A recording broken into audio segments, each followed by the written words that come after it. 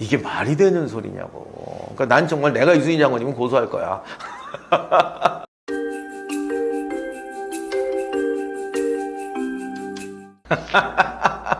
저기 질문 비유가 진짜 좋은데, 노부나가가 준 쌀로 도요토미 히데요시가 떡을 만들고 도쿠가와 이에야스가 먹었다. 누가 최고냐? 이게 말을 바꾸면 이런 거예요. 벼농사를 지으신 분하고 방앗간 경영하시는 분하고 그 뭐랄까 돈 많아서 잘 사 먹으신 분하고 누가 최고예요? 그럼 할 말이 없어요.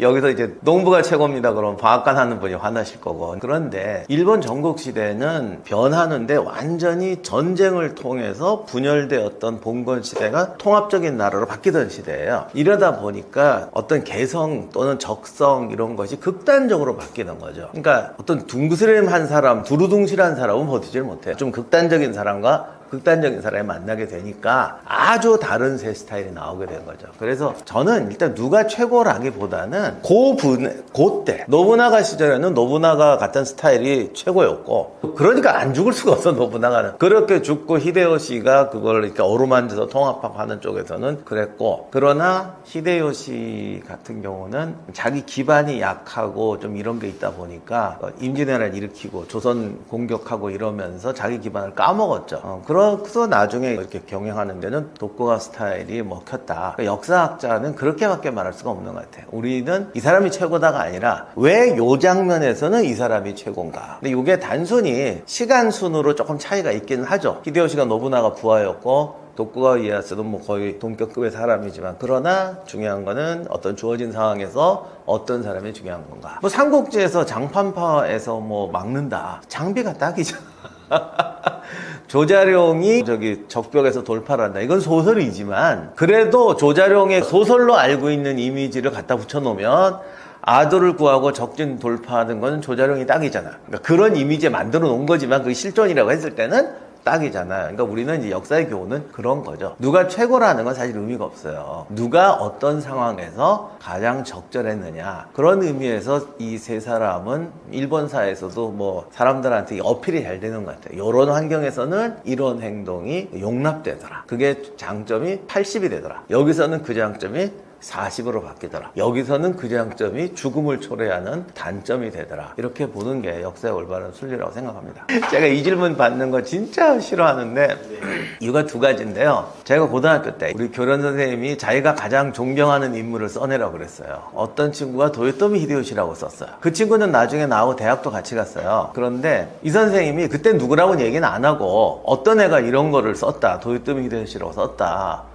그래서 불러다가 아주 벌 세우고 반성문 쓰고 생활지도실 가서 이렇게 하루 종일 이러고, 누구라고는 얘기는 안 했는데 이분이 교실을 돌아다니면서 얘기를 다 한 거야. 이런 애가 있어서 벌을 줬다. 아니 뭐 이렇게 뭘 한 게 아니라, 예를 들면 일기장 검사해가지고 벌 주는 건 도리가 아니잖아요. 자기가 존경한 인물을 써내라고 그랬는데 누구를 썼던 거 아니야. 그걸 잡아다가 혼을 낸다는 거는, 이건 들으면 우리 좀 쇼크를 받았죠. 이건 좀 너무한 거 아니야? 근데 그분은 이제 대신 나름 진지하긴 했어요. 자기도 며칠을 고민했대. 고민할 일인가 싶긴 하지만, 그래서 자기가 이 말을 왜 했는지 지도 안 돼. 아니, 내 친구가 무슨 일본이 조선을 침공했는데 조선을 침공하고 조선 백성들을 괴롭히고 이거를 잘했다는 의미로 써지는 않았을 거 아니에요. 걔가 정말 난 이 나라가 싫어, 누가 와서 조선인을 학살한 게 너무 마음에 들어, 이런 사이코패스로 쓴 게 아니라고. 우리가 볼 때는 도요토미 히데요시가 나쁜 놈이지만 그냥 인간 하나로 봤을 때는 가난한 뭐 농민의 아들로 태어나서 이렇게 뭐 수많은 이런 노력 끝에서 윗자리 간 이런 노력을 좋게 본다는 거지. 무슨 자기도 안 돼, 당신도. 하지만 그렇다고 하더라도 우리를 침략한 이 나쁜 놈을 존경한다는 건 용서할 수 없다. 그래서 불러다 놓고 이렇게 했다라는 거야. 물론 이런 행동에 대해서 선생님이니까 좀 죄송하긴 하지만 우리도 속으로만 이랬던 건데, 제가 근데 이 얘기를 왜 말씀을 드리냐면 실제로 그 선생님만 그러시는 게 아니라 아마 지금도 내가 만약 여기서 도요토미 히데요시가 이러이다 하면은 일단 감정이 상하는 분들이 있으실 것이고, 그리고 항상 이제 이어지는 거예요. 그렇기 때문에 이렇게 한 것을 당신은 어떻게 생각하느냐. 근데 역사적으로 연계성은 있어요. 어떤 사람이 어떤 행동을 하는데 완전히 단절되는 경우는 하나도 없어요. A라는 행동을 하니까 B가 있고 B가 있으니까 C가 있는 거야. 그렇다고 하더라도 특히 이제 일본하고 관련된 얘기를 하면 우리들이 감정이 받치는데, 근데 냉정하게 적에게서도 배우고 적의 전술을 배우고 적의 사정을 봐야 된다는 건 전술의 기본인데 이 감정의 벽을 참 못 넘습니다. 그래서 이거는 도요토미 히데요시를 칭찬하려고 하는 게 아니라 우리가 이기려면 알아야 된다는 거예요. 그리고 이기려면은 오히려 왜 우리가 그런 말도 하잖아. 적을 존중해라. 어떻게든지 씹어내리려고 이런 색안경을 끼고 보는 게 아니라 오히려 틀리더라도 적을 존중하는 마음을 가지고 걔를 장점을 분석해서 대응책을 찾는 게 이긴다라고 하는 거야. 근데 누구는 그럼 이렇게 말해요. 존중했다가 겁나서 못 이기면 어떡합니까? 존중했더니 얘 너무 대단한 거야. 오, 이런 애랑 싸우면 안 되겠네. 이렇게 되면 어떡합니까? 그런 애는 아무 생각 없이 덤벼도 져. 아니, 곰하고 싸우고 사자랑 싸우는데 겁 안 날 사람이 나한테 무슨 레이저 광선총을 줘도 자, 사자랑 1대1로 붙어라. 너는 지상 최고의 무기가 있다. 그래도 떨릴걸? 거기다 대고 저 사자는 늙어서 이빨도 다 빠졌어. 괜찮아. 이러고 가서 싸우면 이길까? 물론 뭐 안 떨릴 수는 있겠죠. 그러나 저 사자를 정확히 분석하면 내가 떨려서 총을 못 쏜다 그러면 그 사람은 전쟁터 나가면 안 되는 거예요. 그렇기 때문에 그런 면은 우리가 감정적으로 갖고 가야 된다. 그래서 도요토미 히데요시에 대해서 그 사람이 이런 사람이라기보다는 보통 역사적으로 이렇게 본다라는 측면을 갖고 말씀을 드리자면, 한동안은 이제 도요토미 히데요시가 아래쪽에도 위로 올라갔다. 그러다 보니까 그런 얘기들이 많았지. 뭐 노부나가 밑에서 뭐 고무신 품고 있다가 뭐 이랬다는 둥, 뭐 시장에 뭐 이렇게 물건 사러 보냈더니 막 이렇게 해오다라는 둥, 그리고 아주 극빈한 사람 출신이었다는 둥, 이런 어떤 사실에서 포인트를 잡아서 더 치우는 그런 이제 이야기들이 많았는데, 지금은 대체로 일본 학계에서도 이런 거는 다 설하다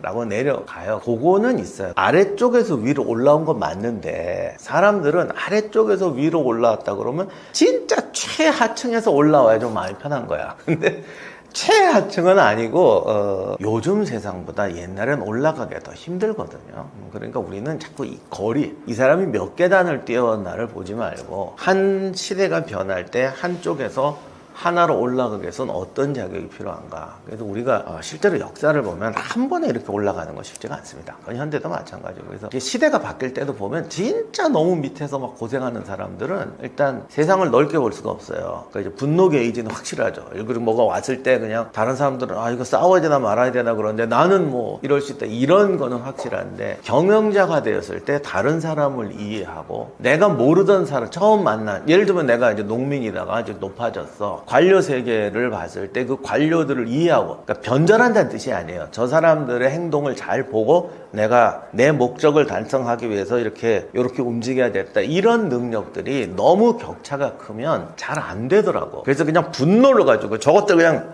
재수없어 다 죽이자. 아니면 그냥 이런 줄 몰랐는데 너무 좋네.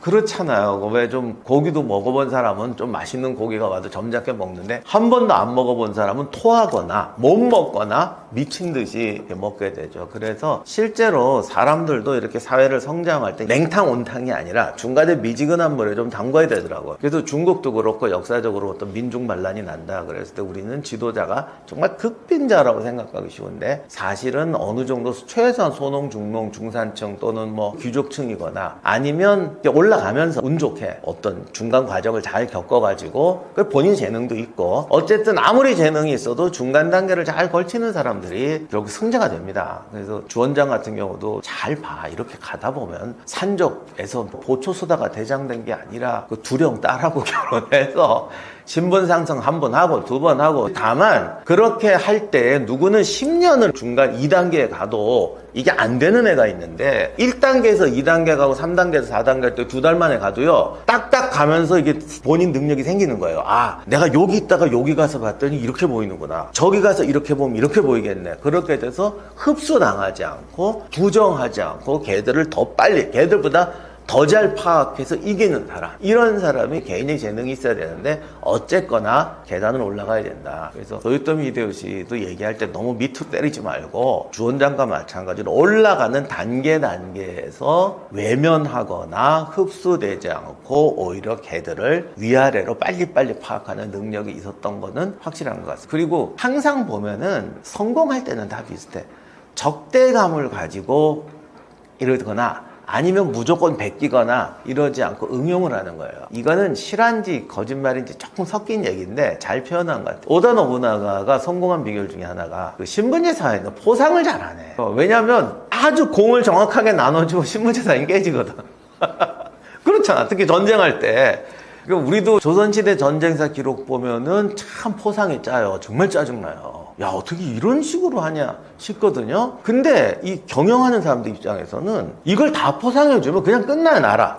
우리는 그게 좋은 나라지만 그 사람들 입장에서는 자기 세계가 끝나버리는 거야. 그러면 안 되는 거죠. 사장은 한 명인데 다 사장을 시켜버리면 그건 안 된다. 이러기 때문에 이 사람이 짜지는 거거든요. 그러니까 노부나가 같은 경우는 포상을 전국 전쟁을 하니까 포상을 해야 될 거 아니야. 근데 다는 못하겠단 말이죠. 그러니까 이제 카리스마식으로 하는 거예요. 그래서 뭐 진짜인지 모르게 하다가 공세운 사람 누구누구 나와! 그러면 갑자기 옆에 있는 과일나무에서 과일 따다가 뭐 사과 하나 복숭아 따서 이렇게 하나 주면서 잘했다. 이렇게라도 했다는 거지. 효과가 뭐 어느 정도는 있었겠죠. 근데 이제 좀 지나면 이게 효과가 아니라 불만이 싹 튼다고. 도요토미 대신 그걸 보고 이걸 어떡할까 하다가 금괴를 싣고 다닐 때잖아. 결국 포상을 하는 게 중요한 게 아니라 포상을 한다고 해서 애들을 열심히 일하게 만들고 상을 줄 때 와, 쟤는 저런 걸 주는구나 라고 감동하게 하는 게 중요한 거지. 그러니까 10명한테 복숭아 하나씩 나눠주는 것보다 10명인데 한 명을 뽑아고 금화를 하나 줘. 참 잘해야 돼요. 복숭아도 못 얻어먹은 9명이 불평할 수도 있지만요, 복숭아 먹어서 뭐 하겠어. 야, 1등하면 금화다. 이렇게 희망을 가지는 게 더 나을 수도 있어요. 요거는 정말 경영의 묘인데, 그래서 도요토미 히데요시는 그 작전을 바꾸는 거죠. 나는 돈으로 포상한다고 금괴를 착 갖고 다니면서 주는 건 쫓겨나게 줘도 오다 노부나가보다 많이 주는 척하고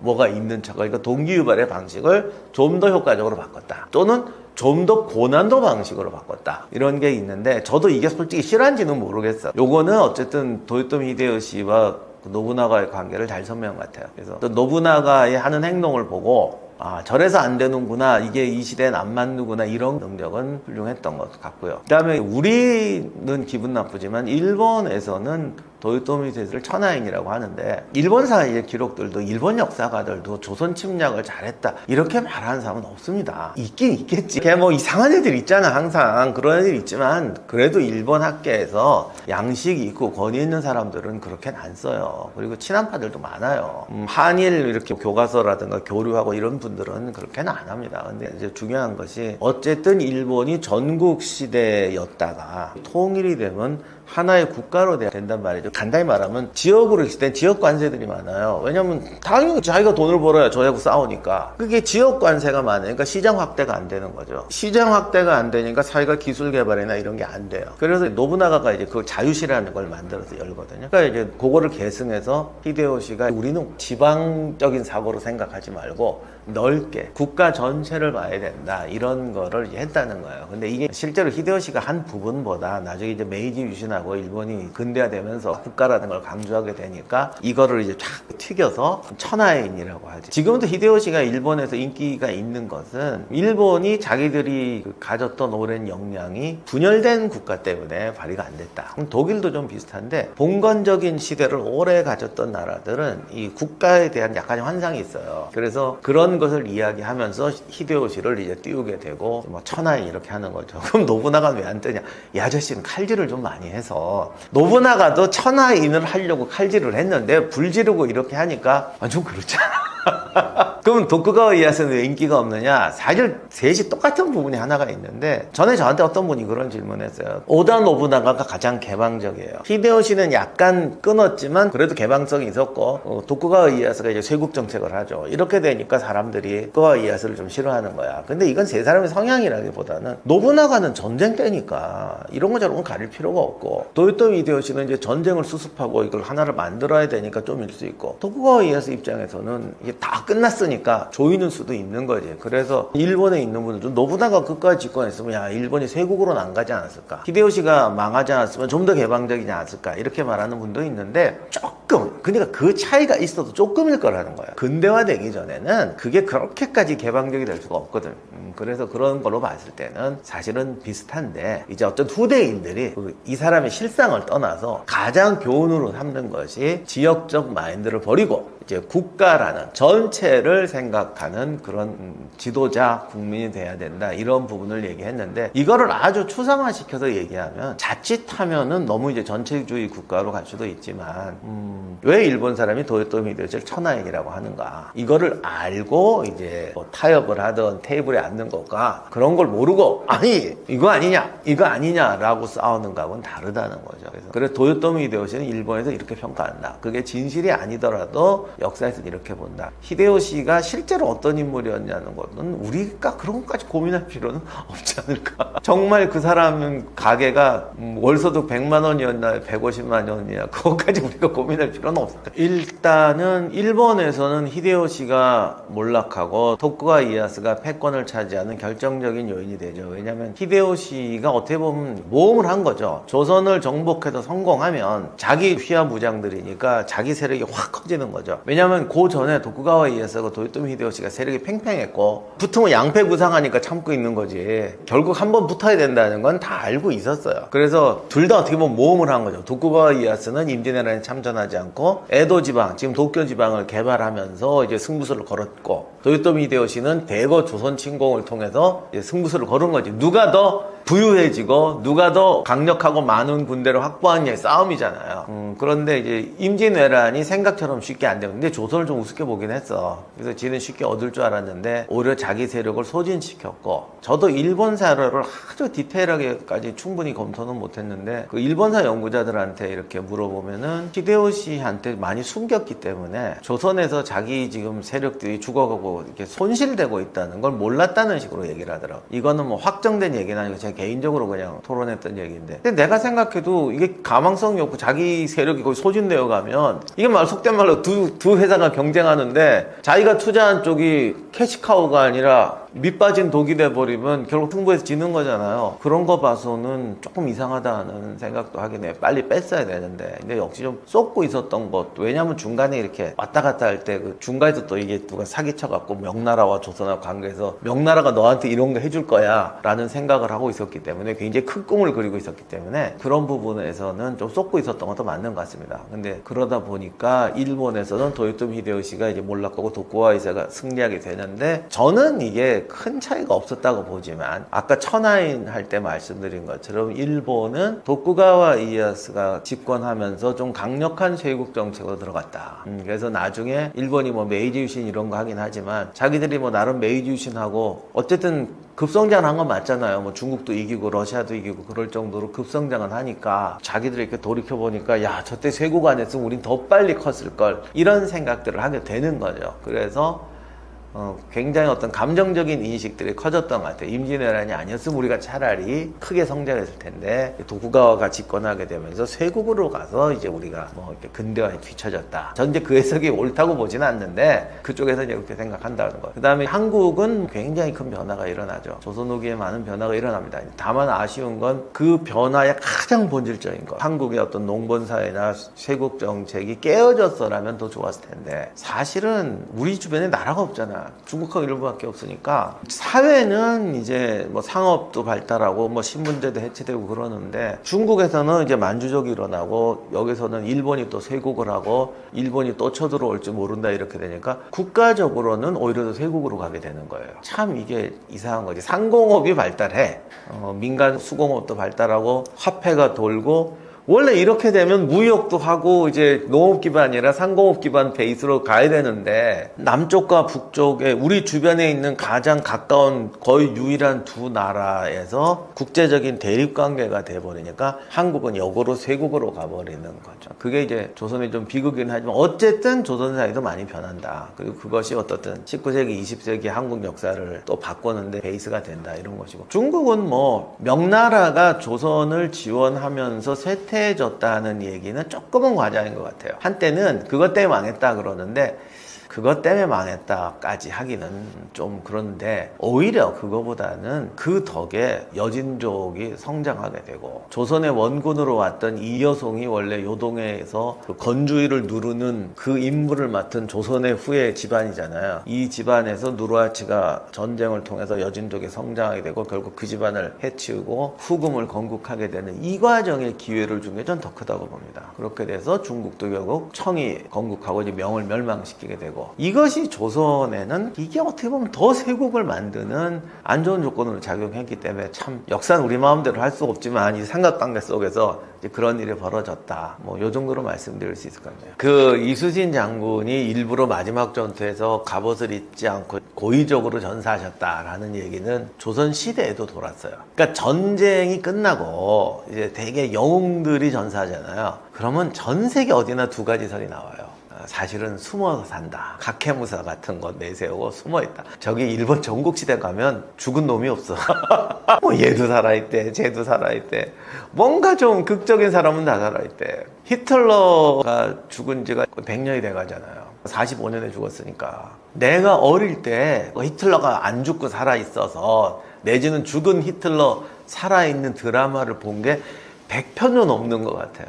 맨날 히틀러가 막 이렇게 주사 나갖고 막 살아나다가 마지막에 우리의 주인공이 다시 한번 해치우고 뭐 이런 거 히틀러 살아있다는 얘기도 어마어마하게 달았지. 그러니까 안타까운 마음에 그러겠지만 전사하지 않고 숨어 계신다는 얘기는 항상 돌아요. 조선시대도 돌아올 거. 그 다음에 또 하나가 의도적으로 전사하셨다 이런 건데 이 얘기는 제가 늘 하는 말이지만 정말 리더십을 모르는 사람들이 이런 얘기를 해요. 사실 조선시대에 굉장히 명사도 이런 얘기를 하는 분이 있는데 그거 보고 깜짝 놀랐어. 아, 이게 정말 전쟁을 겪어본 세대하고 평화로운 시대가 되면 리더도 이런 이상한 소리를 하는구나.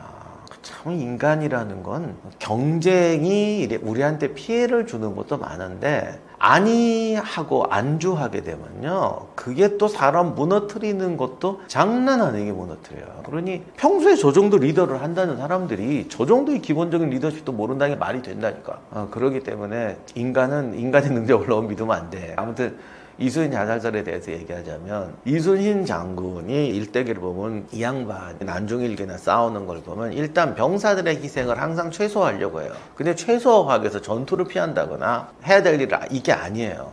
해야 될 일은 꼭 해. 이게 전쟁을 이겨야 된다면 다 죽어도 해야 된다고 그래요. 그러나 그런 결정을 내릴 때는 항상 한 명의 병사도 애꿎게 희생해서는 안 된다라는 자세를 가지고 고민하면서 합니다. 그래서 이분이 훌륭한 분이에요. 한 번도 전투를 회피한 적도 없지만 한 번도 그냥 덤벼드는 적은 없어요.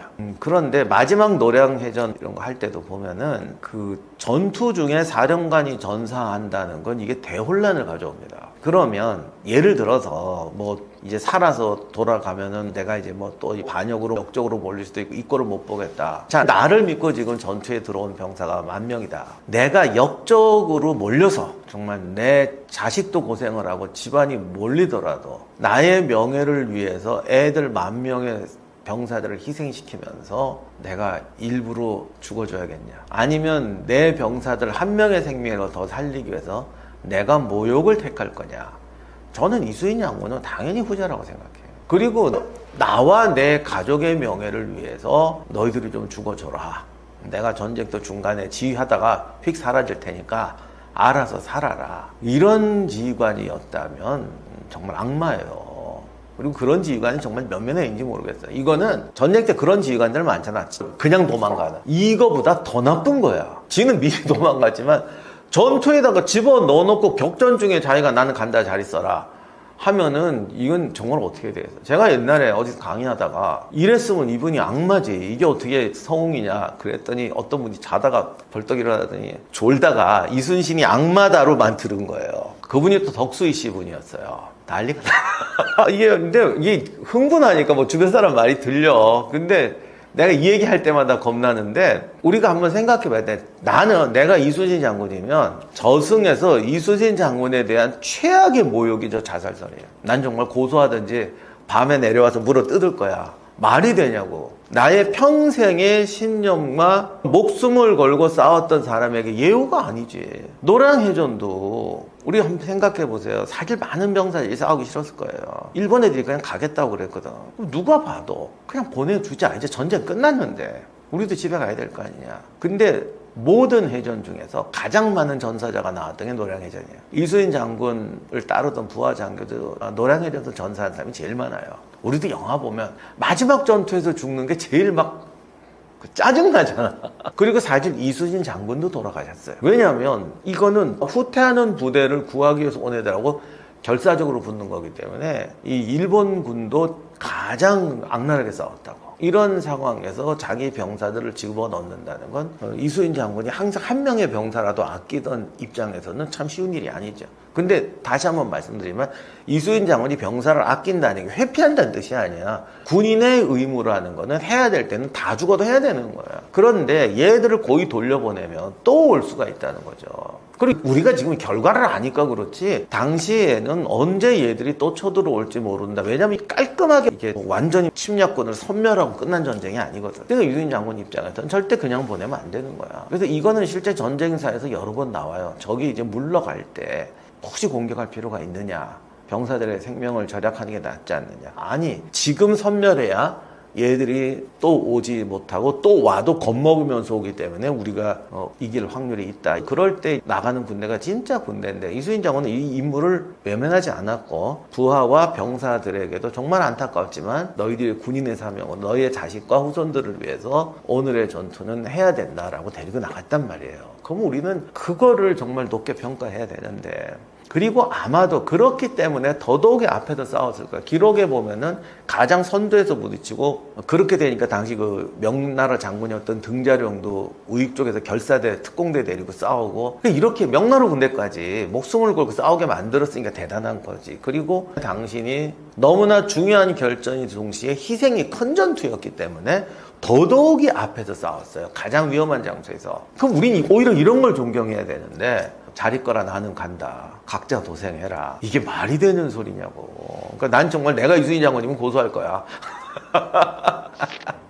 임진왜란에서 잘못 알고 있는 건 이게 임진왜란이란 자체가 우리한테는 굉장히 이제 강렬한 소재잖아요. 그리고 사실은 임진왜란 전후해서 조선 사회 구조가 많이 바뀝니다. 우리 교과서에도 나오잖아. 뭐 임진왜란 이후로 조선 후기 되면 왜 상업이 발달하기 시작한다. 신분자가 동요한다. 이 얘기는 우리 많이 들었지. 그런데 석사 때 보면 공부하면 공부할수록 이거 생각보다 변화가 큰 거예요. 박사 때 보면은 더 커요. 왜냐면 역사를 배우면 배울수록 이게 뭐 얽히고, 또 하나가 어떤 사건이 벌어졌을 때 그것이 어떤 가지는 현실적 의미가 역사를 공부하면 지식이 깊어지면 크게 느껴지는 거죠. 그러다 보니까 박사 되고 시간이 좀 지나면 교수들하고도 연구자들하고 많이 얘기하는데, 저뿐 아니라 그때 대부분 그런 얘기를 했어요. 야, 이거 생각보다 임진왜란이 조선사회가 후기에 바뀌는데 어마어마한 영향을 미쳤구나. 조선 후기에 나타나는 어떤 현상이든지 임진왜란을 빼놓고 얘기할 수가 없다. 이렇게 돼서 한때 우리가 이제 임진왜란 갖고 좀 국책 프로젝트도 해야 되지 않겠냐, 뭐 이런 얘기 했었는데 안 됐어. 이상하게 저거는 신청만 하면 안 돼.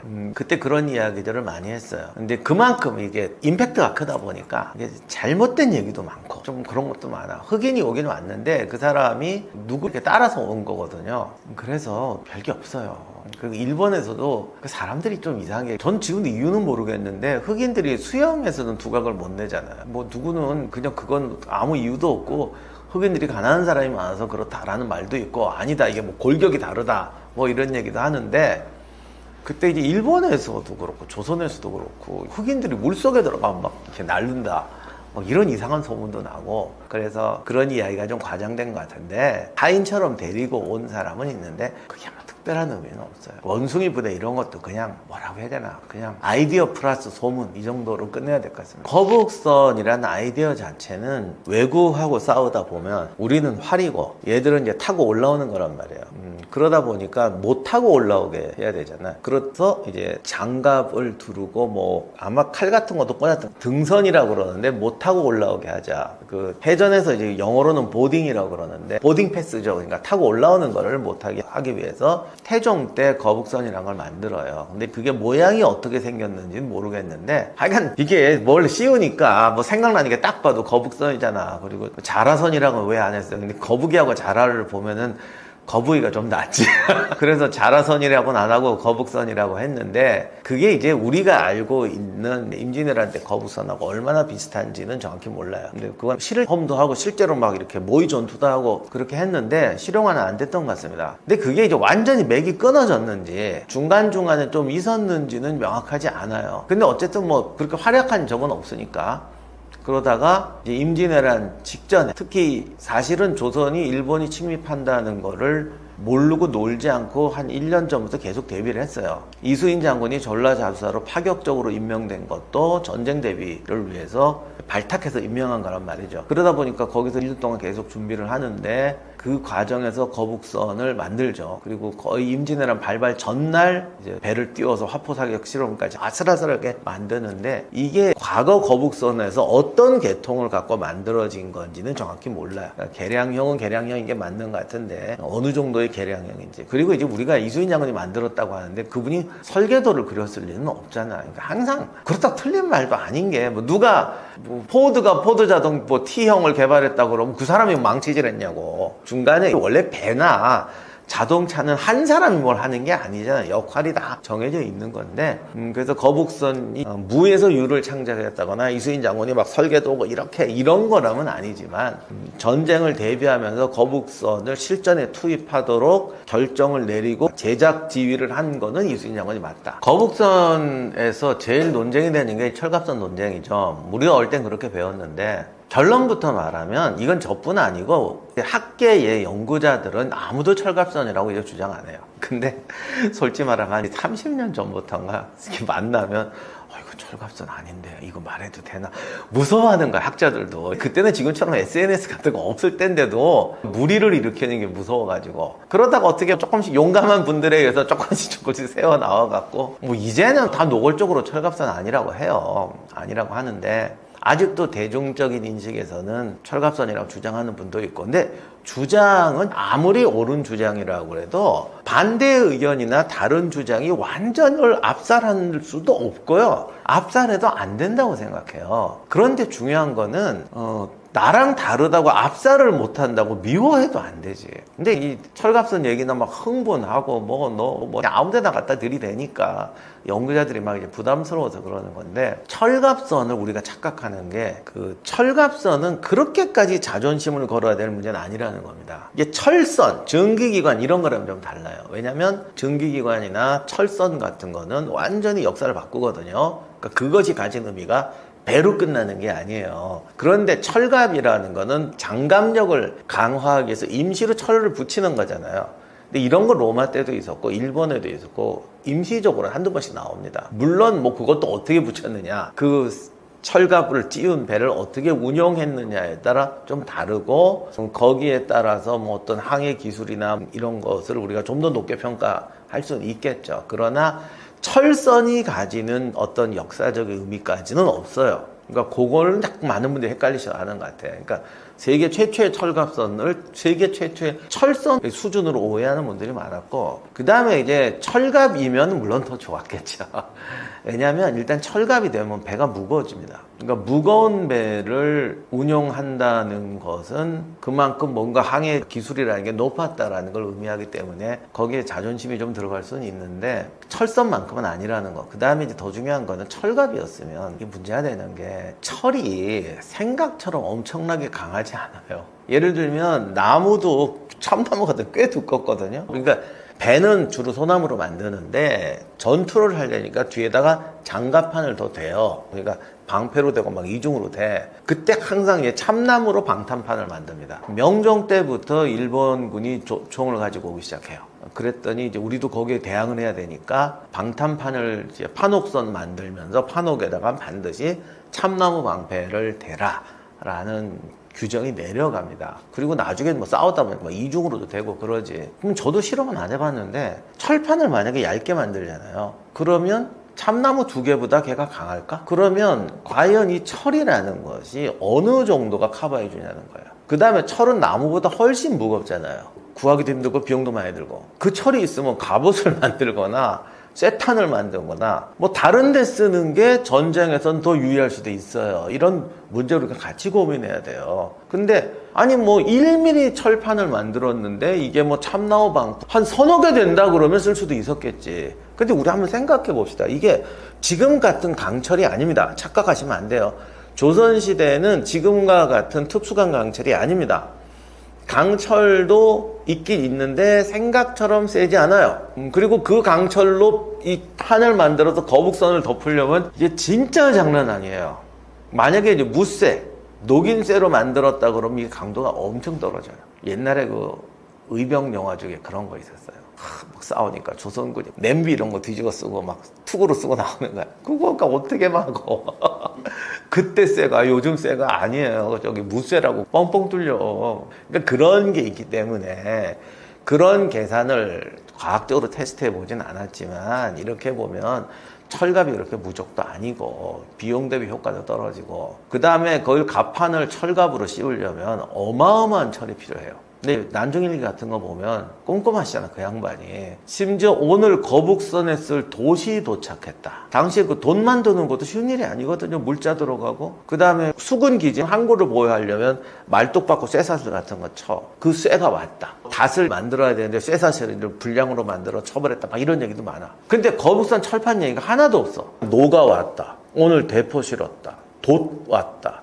목재 왔다. 이걸 적는 분이 철판을 안 적었다는 건 말이 안 되잖아. 그리고 우리나라는 옛날에 철이 부족하기 때문에 철이 진짜 귀한 소재고 그 배를 만들 때도 판옥선 말고 이제 첨저선이라고 그래서 일본 배처럼 이렇게 밑에가 좀 뾰족한 배. 이거를 왜 안 만드냐면 조선시대도 많이 시도를 하고 오키나와에서 장인들 불러다가 서양배 같은 것도 만들어요. 근데 이유가 딱 하나예요. 쇠못이 너무 많이 들어간다. 그러니까 그 쇠못도 아끼는 나라에서 철판으로 이거를 덮으려고. 그리고 그게 바닷물에 한번 들어가면 다 녹슬잖아. 군대 갔다 오신 분은 아시겠지만 요즘 삽은 그래도 옛날 같은 엉터리 무쇠는 아니잖아요. 그래도 작업하고 하루만 안 닦으면 바로 녹슬어요. 그러면 이 옛날 쇠는 진짜 내 생각엔 해풍만 맞아도 녹슬 것 같은데 이거를 매일 참기름 발라? 그런 얘기가 한마디도 없고 바다에서 이거를 쓰면은 바로 부식되기 때문에 그걸로 칼창 만드는 게 훨씬 낫지. 너무나 소비가 큽니다. 그래서 그런 것들 때문에는 철갑을 쓴다는 건 굉장히 비효율적인 거예요. 그리고 기록이 안 나올 수가 없고요. 마지막으로 실록에도 보면은 나무판으로 덮었다고 무수히 돼 있어요. 근데 우리가 왜 그걸 철판으로 우게 하겠냐. 그 다음 두 번째가 2층설, 3층설인데 철갑선은 어쨌든 아니다고 했을 때 충격받을 수가 있어요. 그리고 철갑선 인거하고 아닌 거에 대해서 우리가 굳이 국가적 민족적 자존심 이런 거 따지자면 그게 그래도 게이지에 영향을 미쳐. 그런데 2층 3층설은요 그냥 학자들이 추론해서 나온 거예요. 그러니까 2층이든 3층이든 아무 문제가 없어. 그러니까 2층이라고 해서 거북선이 불량품이 되거나 거북선이 존재하지 않았다고 하거나 3층이라고 해서 야 거북선은 못 쓰는 물건이다, 전시용이다, 이런 게 아니고 우리가 알고 있는 거북선의 활약은 기록으로 다 증명이 됐어요.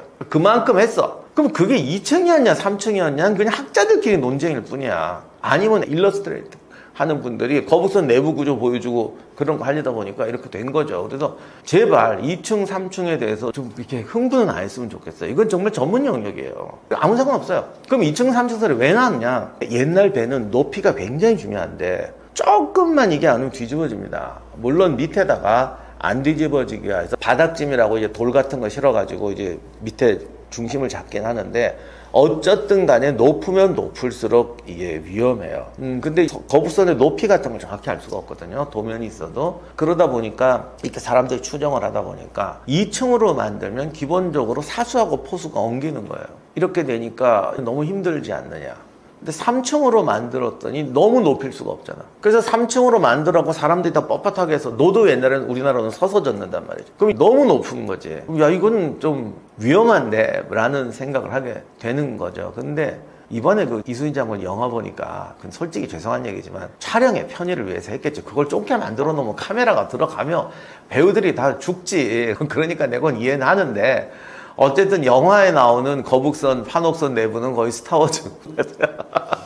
영화 때문에 어쩔 수 없는 걸 이해해요. 예를 들면 3층이 되려면 무지하게 낮아야 돼요. 2층이 낮아서 막 병사들이 죽을 고생해야 돼요. 근데 전쟁이란 게 죽을 고생할 수 있는 거거든요. 그렇게 전쟁할 수 있다고. T-34가 전설의 전차인데 그 내부는 편의장치는 완전히 빼가지고 심지어 전차장이 이 운전하는 애 머리를 밟고 올라가서 이렇게 막 진짜 말도 안 되는 그런 것도 있는데 어쨌든 그렇게라도 싸운다고. 누가 전쟁에서 안락의자 갖고 싸우냐고. 그러니까 만약에 필요해서 3층을 만들어야겠는데 애들이 3층에서 기어다녀야 된다고 그러면 그래도 싸울 수 있으면 그렇게 싸우는 거야. 그렇기 때문에 우리가 이거는 너무 이렇게 불편하잖아. 이거는 논쟁이 안 됩니다. 그래서 불편할 수도 있고 힘들 수도 있고 안락의자가 없을 수도 있는데 3층이 되려면 무조건 좀 구겨 넣었어야 됐다. 다만 그 정도로 구겨 넣었을 때 뭐 대포 발사가 힘들다거나 연발이 힘들다거나 어떤 치명적인 단점이 온다면 우리는 그걸 부정할 게 아니라 이런 거를 가지고 싸웠구나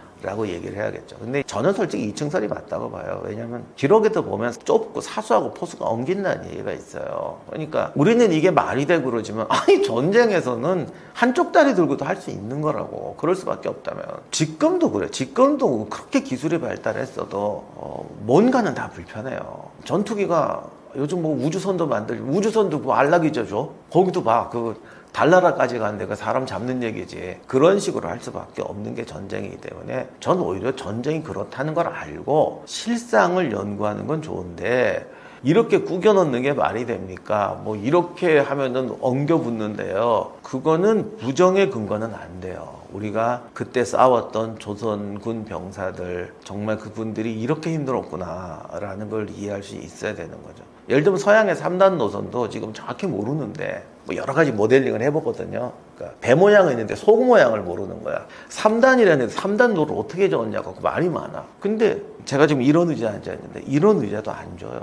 그걸 보면 사람이 등뼈 다 나가고 허리 다 나가요. 그럼 우리 생각에 이제 이런 거 어떻게 하면 적겠냐라고 하는데 옛날에는 어쩔 수 없으니까 그렇게 저었을 수도 있는 거지. 그런 점은 개량의 조건이지만 전쟁을 못하는 조건은 아니었고 우리는 오히려 그거를 보고 정말 3단 노선에서 노젓는 사람들이 이렇게 힘들었구나. 자기 허리를 부셔가며 싸웠구나 라고 이해해야 되지. 그러니까 그분들이 나와서 우리에게 투표권을 달라. 중장보병보다 우리가 100배는 더 고생한다. 이런 말을 우리가 이해할 수가 있는 것이. 탱크 중에 에어컨 없는 탱크 지금도 있잖아요. 그럼 누구는 사람 죽으라는 거냐고 그러는데 전쟁이 그런 거야. 에어컨 안 틀고 버틸래? 아니면 에어컨 틀다가 포탄 맞을래? 그런 거를 요구를 하는 거지. 그거는 우리가 이제 전쟁이라는 걸 조금 잘못 생각하는 게 항상 전투를 해야 전쟁이라고 생각해요. 100년 전쟁이라고 하지만 100년 동안 전시 상태였고 근데 단순히 적대감을 가지고 경계하는 게 아니라 그 전시 상태였다는 거죠. 그런데 실제로 전투하는 시간이 얼마냐? 그때만 전쟁이라고 치지는 않습니다. 그래서 그 모든 전쟁은 실제로 전투하는 기간도 있고 뭐 휴지기도 있고 뭐 이런 것이 있는데 결국 시작되어서 완전히 종결되는 것이 7년이기 때문에 뭐 그거를 그렇게 줄이거나 뭐 2.5년으로 할 필요는 없다고 봅니다. 다만 임진왜란에서 예를 들어 일본은 왜 조선을 침공했느냐, 조선은 거기에 대해서 어떤 위기감을 느꼈느냐, 명나라는 왜 조선을 도와줬느냐, 이런 어떤 삼각관계 속에서 전투의 방법과 종전론이나 중간의 휴지기 안에서 어떤 일이 벌어졌느냐, 삼국의 이해관계가 어떻게 얽혔기 때문에 중간에 거의 5년 가까이 이런 휴지기가 생기느냐, 이거를 이해하는 게 이제 키포인트죠. 이탈리아가 졸전을 하긴 했지. 드라마틱한 얘기가 많아요. 근데 중요한 게 유럽 사람들, 그러니까 서구 사람들, 미국 다 포함해서 로마 제국은 거의 자기 나라의 일부로, 자기 역사의 일부로 생각합니다. 예를 들면 스페인이나 영국이나 다 로마 식민지였던 시절이 있었어요. 그런데 이게 조금 식민지 개념이 다른 게요. 로마 제국이잖아요. 한 나라가 저 나라를 병합하거나 속주로 만드는 거는 이제 식민지로 하는 건데, 로마는 제국이기를 하는 건데, 제국이라는 거면 국가 위에 있는 게 원래 제국이에요. 그러니까 국가가 살아있고 그 위에 제국이 있는 거야. 그래서 영국 역사나 스페인 역사 같은 경우는 로마 제국 시대를 자기들이 식민지라고 하지 않고 로마 제국 시대라고 그래. 예를 들면 하와이가 미 연방에 있다가, 나 이러다 하와이 혼나는 거 아니지, 독립했다고 쳐요. 아니면 텍사스가 독립했다고 쳐. 그러면 텍사스에서는 과거 미국도 연방이잖아. 유나이티드 스테이트 오브 아메리카의 일원이었던 시대죠. 그리고 텍사스라는 국가라고 역사책에 쓰지, 아메리카의 식민지였던 시절, 우리가 자유독립국이었던 시절 이렇게 쓰진 않습니다. 않습니다. 이거는 국가가 아니라 제국이라는 개념을 우리가 잘 모르기 때문이에요. 그렇기 때문에 로마 역사는 존경을 하고, 로마는 또 전쟁으로 군대로 유명한 나라잖아. 그러다 보니까 이탈리아 하면 로마의 후예 이렇게 생각하는데, 이게 이상한 짓을 하니까 더 회자가 된 것 같아요. 그래서 예를 들면 북아프리카에서 나중에 롬멜군이 쳐들어갈 때 영국군이 북아프리카에서 이탈리아군하고 싸우는데 영국군이 반격을 해서 들어가는데 이탈리아군이 진영이 딱 있는 거죠.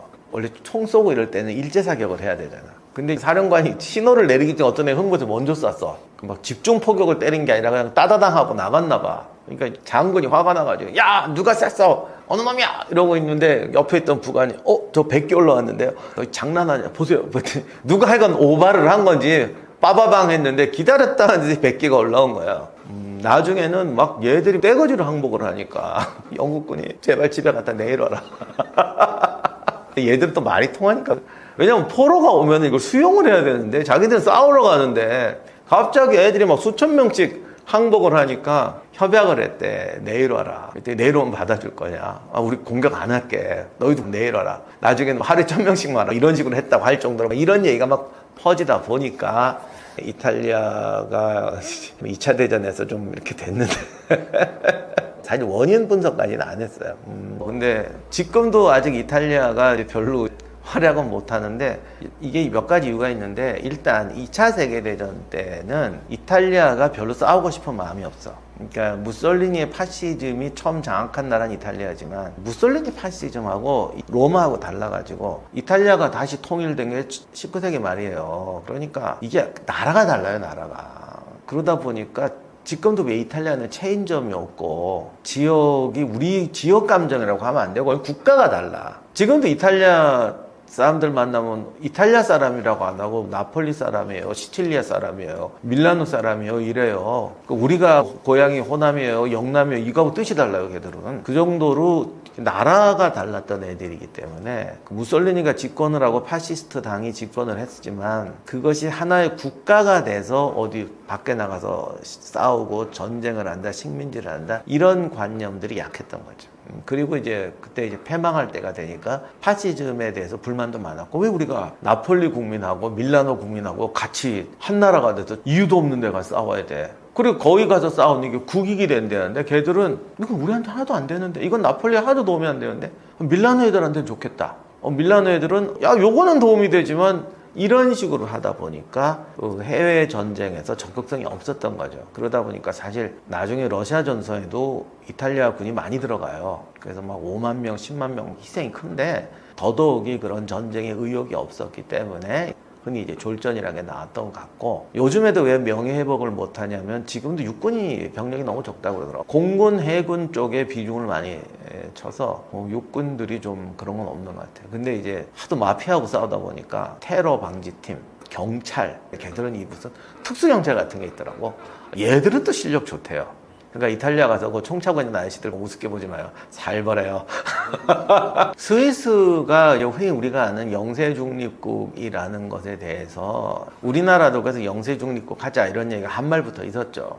근데 영세중립국이라는 거는 내가 영세중립국 하겠어요 라고 되는 게 아니고요. 사실 스위스가 영세중립국이 된 건 주변 나라들이 동의했기 때문이에요. 이게 사실은 간단해요. 유럽에 지금도 그랬죠. 나라가 많잖아. 유럽은 너무 쪼개져 있어갖고 큰 나라가 적어요. 그러니까 프랑스도 인구가 얼마냐고, 지금 2억이 안 돼. 독일은 이제 1억 밑으로 떨어졌을 거예요. 지금도 유럽에서 강국이라는 건 뭐 영국, 프랑스, 독일, 이탈리아 정도죠. 이탈리아도 좀 미안하지만 뭐 껴줘야지 그래도 그 정도고, 중세 때는 이제 독일은 쪼개져 있으니까 오스트리아, 헝가리 제국, 이제 합스부르크 제국이 좀 크고, 여기다가 껴준다면 또 스페인 뭐 이런 건데, 스페인은 좀 저쪽에 뚝 떨어져 있잖아. 그러니까 나폴레옹을 우리가 예를 들면 뭐 유럽을 통합한다거나 또는 합스부르크 왕가가 이렇게 유럽을 다시 그렇지 신성 로마 제국 한다, 이렇게 하다 보면은 영국은 일단 좀 밖에 있고요. 프랑스와 오스트리아, 헝가리 또는 독일, 이 양대 축이에요.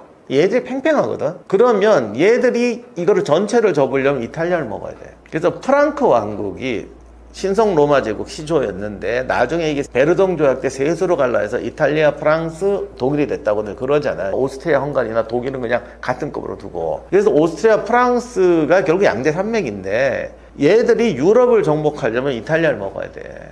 그래야 이게 힘의 균형이 엎어지는 거예요. 그런데 이탈리아를 먹으려면 알프스를 넘어와야 돼요. 그러다 보니까 오스트리아 헝가리가 세력 팽창해서 유럽 제패의 꿈을 가져도 이탈리아로 들어오고, 나폴레옹이 이탈리아 원정 가고, 그전에도 이렇게 보면 이탈리아 루이 왕가도 프랑스 영광을 위해서 들어가고 이러다 보니까 항상 스위스를 놓고 이제 왔다 갔다 하게 되는 거예요. 그리고 프랑스가 오스트리아가 이쪽으로 간다고 해도 알프스 밑에 이탈리아가 있으니까 이쪽하고 힘을 가지면 얘들이 치고 나오면 배후를 찔리니까 여기를 또 그냥 들 수도 없고, 조금 더 하자면 이 스페인이라는 데가 저쪽에 있는 다크호스인데, 사실은 나폴리 왕국 시칠리아 이런 쪽에 스페인이 오래 지배를 했기 때문에 이게 또 스페인하고 어떻게 얽히면은 이게 또 되면서 와요. 그러니까 이탈리아 사람들이 나는 아무것도 안 하고 조용히 살래 라고, 이게 말이 안 통하는 게 이탈리아라는 게 없어요. 그리고 스페인하고도 연결되고 이러다 보니까 이탈리아와 연결된 스페인, 프랑스, 오스트리아, 합스부르크, 이 삼각구독에서 뭔가 병합이 일어나려면 어쨌든 알프스를 왔다 갔다 하는 거예요. 그러니까 스위스가 여기 껴있게 되죠. 결과적으로 나폴레옹 전쟁이든 뭐든 이제 우리 잘 좀 병합하려고 하지 말고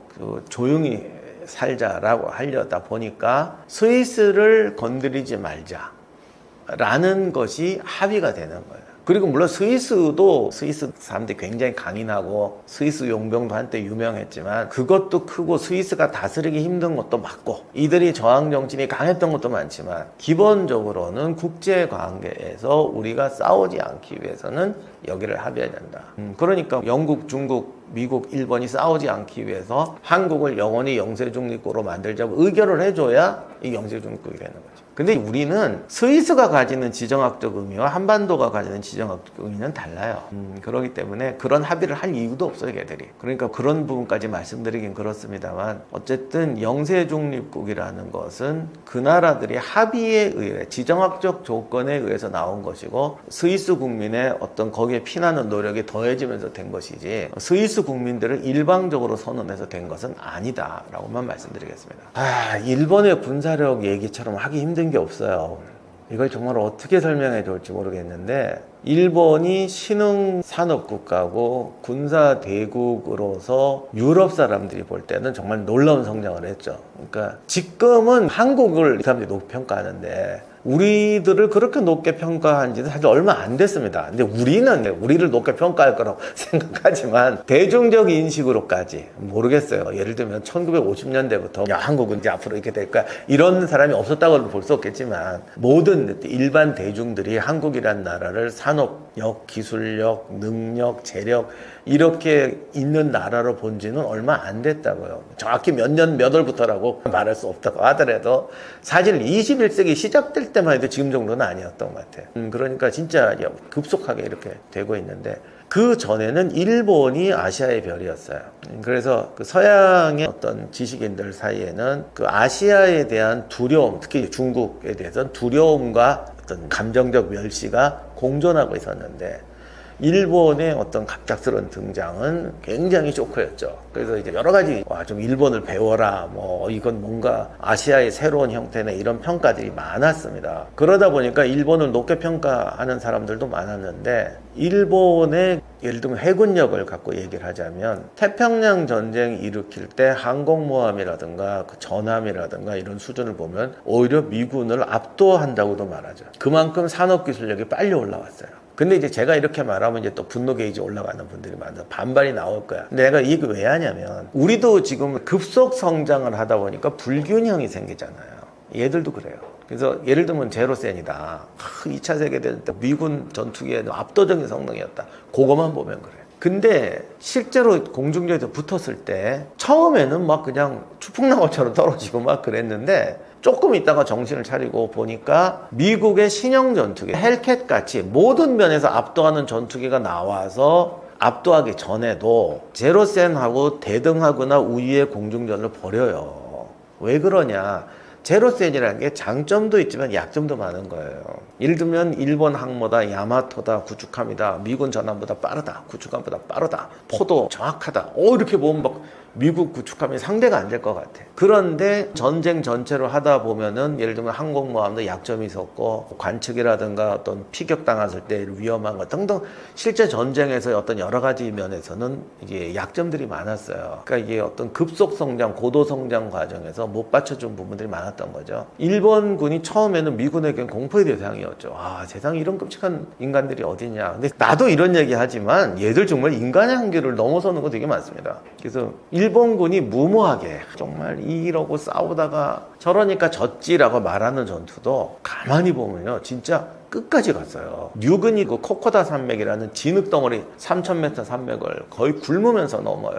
그래서 우리가 전사에서 설명할 때는 얘들이 거의 와해됐고 가다가 더 많이 굶어 죽어요. 그러면 이제 끝났다라고 얘기를 하거든요. 근데 결과적으로 그렇게 되긴 됐을 거야. 근데 그 산을 넘고 막 기아 상태에서 마지막 공격 지점을 두고 포기를 했는데 그때 공격했으면 그 자체는 성공할 수 있었어요. 그리고 거기서 이제 만약 그 보급 물자나 식량을 좀 노획했더라면 뉴기니 전체를 점령하지 못하고 탈진해서 결국 나중에는 체력이 떨어졌고 후퇴하다가 굶어 죽는 똑같다고 하더라도 좀 달라졌을 수는 있다. 그러니까 우리는 얘들이 산은 넘었는데 탈진해서 그냥 자멸했다라고 말하지만 그게 자멸이 아니라 한번 물고 죽일 수 있을 만큼 아슬아슬했다는 거예요. 인팔작전 때도 우리가 인팔작전 같은 거 비웃기 시작하면 한도 끝도 없어요.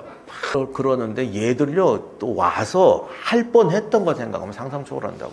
그런 면에서는 확실히 무서운 면이 있어요. 그리고 미군이나 이런 영국군 같은 경우는 그런 걸 못 봤으니까 와 이거 어떻게 이렇게 하니 이런 생각들을 하게 되는데 반면에 전쟁을 하는 데 있어서 어떤 치명적인 약점들도 굉장히 많은 거죠. 물론 이런 약점은 소련군도 있고 미군도 있고 영국군도 있고 다 있습니다. 그런데 이런 거대한 전쟁을 하기에는 꽤 치명적인 약점들이 많았어요. 근데 다만 이 점은 분명히 해야 될 것 같아요. 그럼에도 불구하고 태평양 전쟁에도 비록 졌지만 미군들에게도 엄청난 희생을 강요하고 그 정도로 싸울 수 있었던 거는 또 장점도 그만큼 셌기 때문이다. 이런 식으로 이해하는 게 좋을 것 같아요. 그래서 이것도 역시 마찬가지인데 일본의 장점과 단점, 그 극단적인 장점과 단점을 우리가 그 상황에 대입해서 이해할 수 있어야 되죠. 그게 진정한 역사의 교훈입니다. 너무 큰 얘기를 많이 했으니까 이제 기능적인 얘기를 하자면 일본은 사실은 전쟁 시나리오가 좀 부족했어요. 그러니까 사전에 어떻게 한다라는 이런 전체적인 대전략의 틀이 좀 부족했어요. 그러다 보니까 막상 진주만 공격 성공하고 어쩌고저쩌고 하니까 소위 대전략이 없는 거지. 그러니까 이런 거 있잖아요. 처음엔 이랬지. 진주만 공격해서 미군을 완전히 부셔놓고 미군이 한 2년 동안 태평양에 진출할 수 없다. 이렇게 만들어 놓고 구체적으로 어떻게 하자. 이런 라인이 적다 보니까 이제 우왕좌왕하게 된 거죠. 그러니까 항상 미국을 무서워한다. 미국을 두려워한다. 라고 하면서도 그 두려워하는데 내가 형님으로 모시고 살게요. 이건 아니잖아. 두려운데. 중요한 건 나 저기까지 가야겠다 이거지. 근데 가야겠는 어떤 구체적 라인과 방법이 굉장히 추상적이었어요. 그러다 보니까 이제 우왕좌왕하게 되고 좀 더 정밀하게 접근하지를 못하게 된 거죠. 그러다가 이제 미드웨이라는 큰 실수를 하게 되고 이렇게 되니까 전쟁이 어떤 큰 그림이 안 그려지는 거죠. 결국은 이제 가는 데까지 가자. 붙자. 이기는 놈이 먹는 거다. 이렇게 돼서 이제 비극이 시작되는 거죠. 그래서 일본의 어떤 큰 그림이라는 건 미국의 태평양 함대를 경멸하면 얘들이 못 올 거라는 거지. 2년 정도는. 그러면 우리가 이제 그 동안에 특히 인도네시아 점령하는 게 중요했어요. 말레이시아, 인도네시아가 자원천국이고 일본은 자원이 없으니까. 그래서 하나의 경제 블록을 만들려면 중요한 게 자원이 있는 데를 장악해야 되잖아요. 그래서 일본은 인도네시아까지 점령하면 거기에 자원과 우리의 기술력을 가지고 하나의 거대한 제국이 될 수 있다. 이 꿈이었는데 그런데 이제 미국이 분명히 들어올 텐데 미국은 니네는 너희들 잘 살 수 있잖아. 유럽도 바쁘잖아. 그러니까 우리가 여기를 요새화시키면 미국은 태평양을 건너와야 되기 때문에 그 손익 계산을 하다 보면 우리하고 협상을 할 거다. 그때 협상 테이블에 앉아서 어떤 협상을 할지까지는 구상을 안 한 것 같더라고. 이건 지들 딴에는 적당히 끝날 거라고 생각했던 것 같아요. 그런데 여기서 구체적인 계획이 없었던 거예요. 그러다 보니까 진주만 공격이 자기 뜻대로 안 되니까 2단계, 3단계에서 자꾸 잘못된 결정을 하게 되는 건데 일본이 극단적인 장점과 극단적인 단점이 있다고 그랬는데 엄청나게 꼼꼼하고 매뉴얼대로 하는 사람인 것 같지만 항상 이상한 구멍이 좀 있어요. 큰 전략에서. 거기서 그게 문제였던 거죠. 3차 대전이 동북아에서 발생하기 제일 쉽다라는 말은 늘 하는 말인데 중동에서 발생할 수도 있고 우크라이나에서 동유럽에서 발생할 수도 있고 그런데 세계대전급의 대전쟁이 확산될 수 있는 거는 지금 우크라이나 전쟁 벌어지고 있지만 결국 거기가 어떻게 끝나든 거기서 이제 유럽과 러시아의 대치선이 만들어질 것이고 그 다음에 중동은 사람들이 항상 뭔가 그 아마겟돈이 저기서 벌어질 거라고들 생각하는데 저는 오히려 거기는 항상 분쟁이 나지만 전 세계가 달라붙을 전쟁이 날 발화점은 아니라고 생각해요. 오히려 진짜 발화점은 러우 전쟁의 결과로 동서의 옛날 나토와 바르샤바 조약 같은 틀이 만들어질 텐데 여기가 문제고 그 다음에 우리나라 대만 이쪽 라인이 문제인데 러시아가 전쟁을 일으키고 중국이 밀어준다면 동유럽에서 터질 것이고 러시아가 밀어주고 중국이 동북아로 치고 나온다면 여기서 터지겠죠. 근데 사실 지금 그럴 가능성이 좀 많지는 않아요. 그렇기 때문에 그게 딱 어떤 시나리오가 되지는 않는데 지금 중국과 대만과 이 동북아 관계가 어떻게 되냐는 건데 예를 들면 중국 입장에서는 타이완은 자신의 영토다라고 충분히 생각할 수 있어요. 근데 이거에 대해서는 또 아니라고 생각하는 분도 있으니까 뭐라고 내가 말은 못하겠지만 중국 입장에서는 그게 우리의 영토다라고 충분히 생각할 수도 있고 타이완까지 이렇게 통합했을 때 뭐 자기들은 통일이라고 하겠죠. 타이완까지 통일했을 때 중국이 얻는 큰 이익들이 있어요. 그런 부분을 굳이 양보해야 될 이유가 없잖아. 그러니까 우리는 이걸 해야 된다. 이건 하나의 어떤 그냥 중국의 운명이다. 단지 때와 방법의 차이일 뿐이다. 이렇게 말합니다. 뭐 그건 중국의 민족적 입장에서는 충분히 그럴 수도 있다고 저는 생각합니다. 그런데 이제 국제관계라는 건 당신 입장에서는 맞는데 우리를 불편하게 하니까 이제 문제가 된다 이런 건데 이집트가 수에즈 운하를 국유화했어요. 그러면서 이제 조건이 뭐냐면 이게 이용료를 우리가 받겠다는 거지. 근데 시도 끝도 없이 끊어버린다거나 니도 우리 기분 나쁘게 했지 끊어. 아니면 오늘 5배로 올려. 싫어? 이런 식으로 나오고 예를 들면 주변 국가 그걸 통제할 수가 없어. 그런 적이 솔직히 꽤 있었을 것 같은데 그때마다 이렇게 가서 이거 우리랑 무역해줄게 이러면서 이게 딜이 되면 괜찮은데 만약에 이집트가 엄청 부유하고 군대도 세고 그냥 기분 나쁘게 했지. 끊어. 프랑스 이번에 선거에 만약에 어느 당이 일정하면 수에즈 운하는 6개월 동안 못 쓸 줄 알아.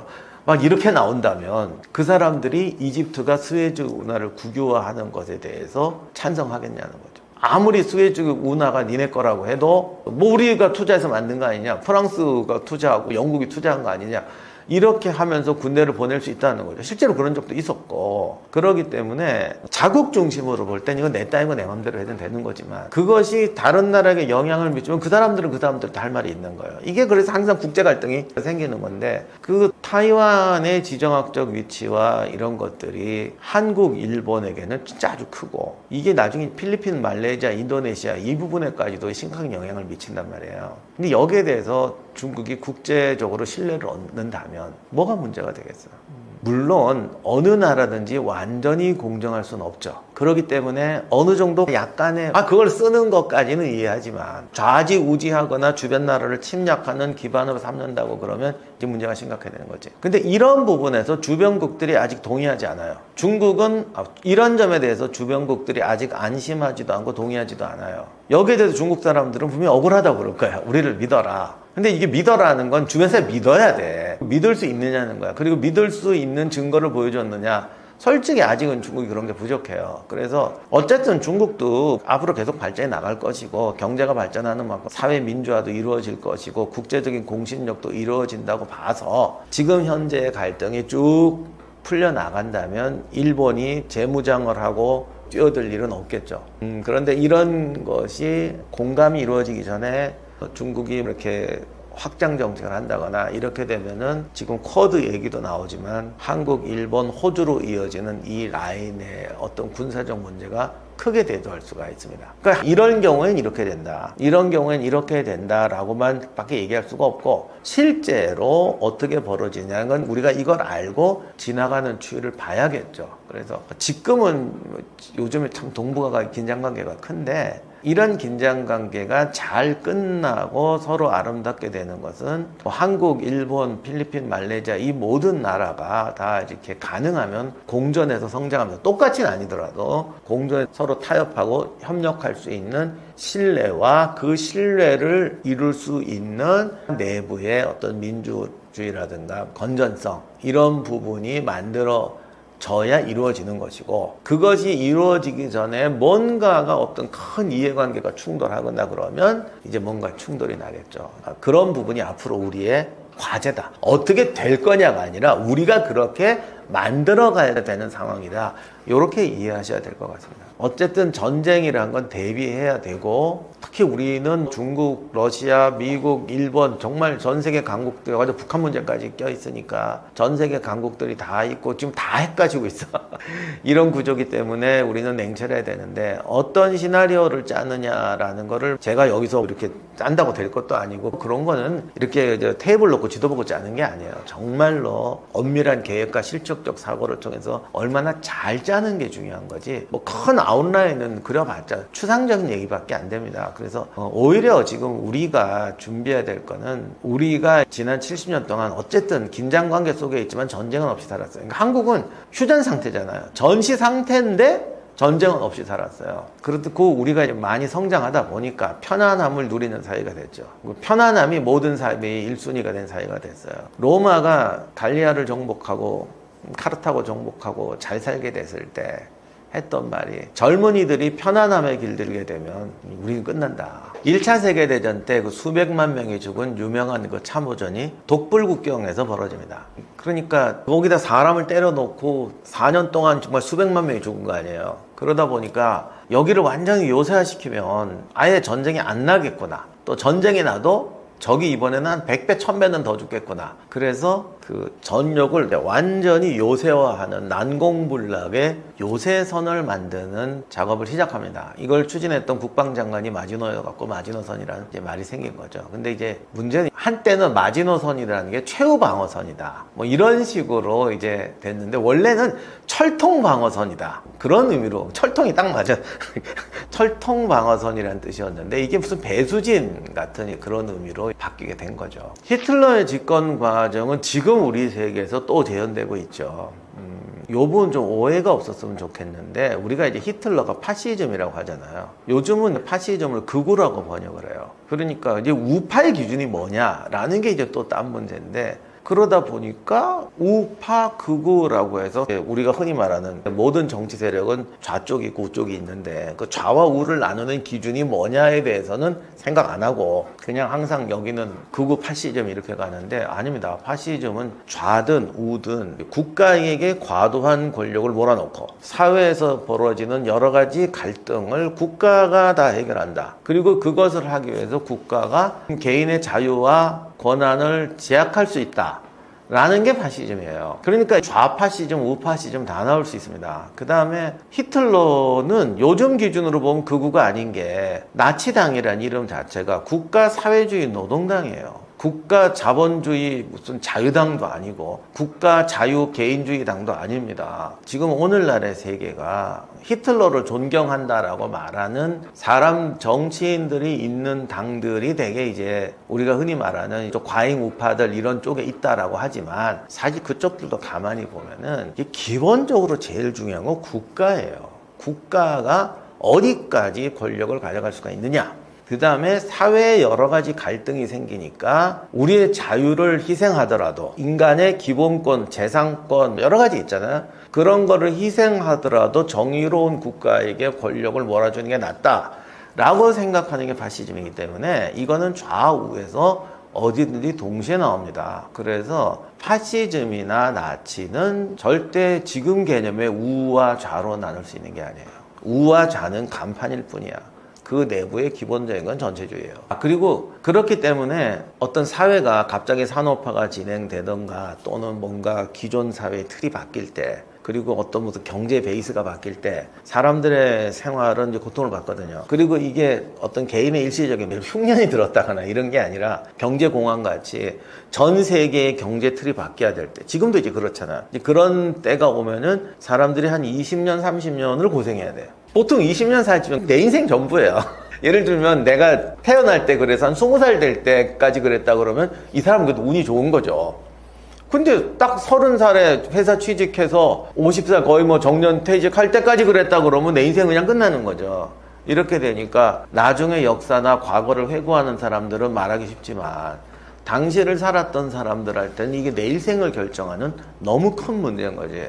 그러다 보니까 이제 어떤 극단적인 선택들을 하게 되는 건데, 항상 사회가 어떤 해결하기 힘든 갈등이 왔을 때 합리적인 답이 안 나올 때 그때는 할 수 없다. 그냥 이거는 눈 딱 감고 이렇게 해야겠는데 내 손에 피는 못 묻히겠으니까 집단적인 대의에다가 밀어 던지자. 뭐 이런 식이 되는 거죠. 그러니까 이제 어떻게 보면 반성이죠. 청산이 아니라 반성이죠. 그래서 어떻게 보면 독일이 예를 들면 히틀러가 쓴 나의 투쟁 우리나라에서도 읽혀요. 제가 책을 한 40권 이상 썼는데 40권 다 합친 것보다 히틀러의 나의 투쟁이 지금도 미국에서는 더 많이 팔려요.